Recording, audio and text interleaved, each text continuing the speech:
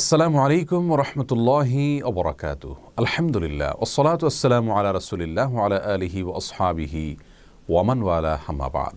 সুপ্রিয় দর্শক শ্রোতা ভাই বোন, অনেকেই আমাদের কাছে জানতে চান যে কোনো ছেলে অথবা মেয়ে একে অন্যকে যদি পছন্দ করেন, ভালো লাগে এবং তারা কোনো প্রকার সম্পর্কে জড়ানো ছাড়া শুধুমাত্র আল্লাহর কাছে দোয়া করেন সেই কাঙ্ক্ষিত এবং পছন্দ হওয়া মানুষটিকে পাওয়ার জন্য, তার সঙ্গে বিবাহ যেন আল্লাহ রাব্বুল আলামিন সহজ করে দেন, ব্যবস্থা করে দেন, এরকম দোয়া করা তাদের জন্য জায়েজ আছে কি না।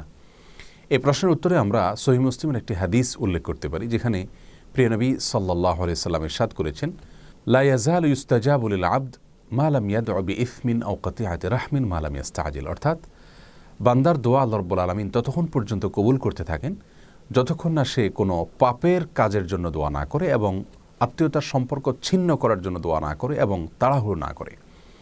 তার মানে দোয়ার ক্ষেত্রে শুধুমাত্র তিনটি ক্ষেত্রে দোয়া করার নিষেধাজ্ঞা রয়েছে।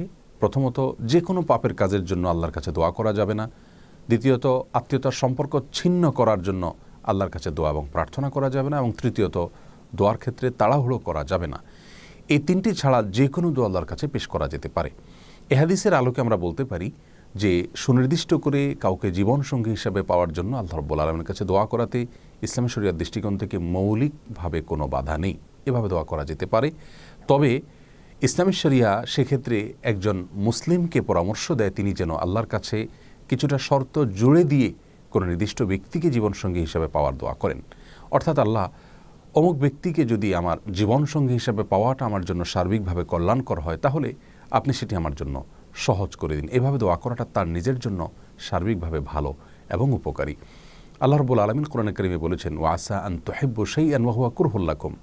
তোমরা অনেক কিছুকে দুনিয়াতে পছন্দ করো, নিজের জন্য কল্যাণকর মনে করো, অথচ সেটা তোমার জন্য কল্যাণকর নয়, যা তুমি জানো না।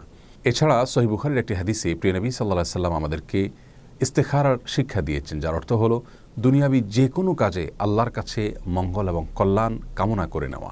সে দোয়ার একটি অংশ হলো ওয়াকদুর লিয়াল খাইর হাইসুকান সুম্মারদুনি বিহি, যার অর্থ হলো, আল্লাহ আমার জন্য কল্যাণ যেখানে লেখা আছে আপনি সেই ফয়সালাটাই করুন এবং সেই ফয়সালা যেন আমি মন থেকে মেনে নিতে পারি, আমার মন যেন সন্তুষ্ট চিত্তে গ্রহণ করে নেয়, সেরকম তৌফিক আমাকে নসিব করুন।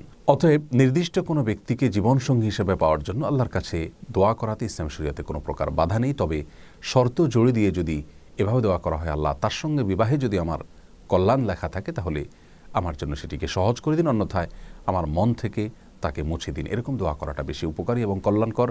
আর কোনো অবস্থাতেই তার সঙ্গে হারাম সম্পর্কে জড়ানোর বিষয়ে আল্লাহর কাছে দোয়া করা যাবে না, তাহলে সেটি গুনাহের কারণ হবে।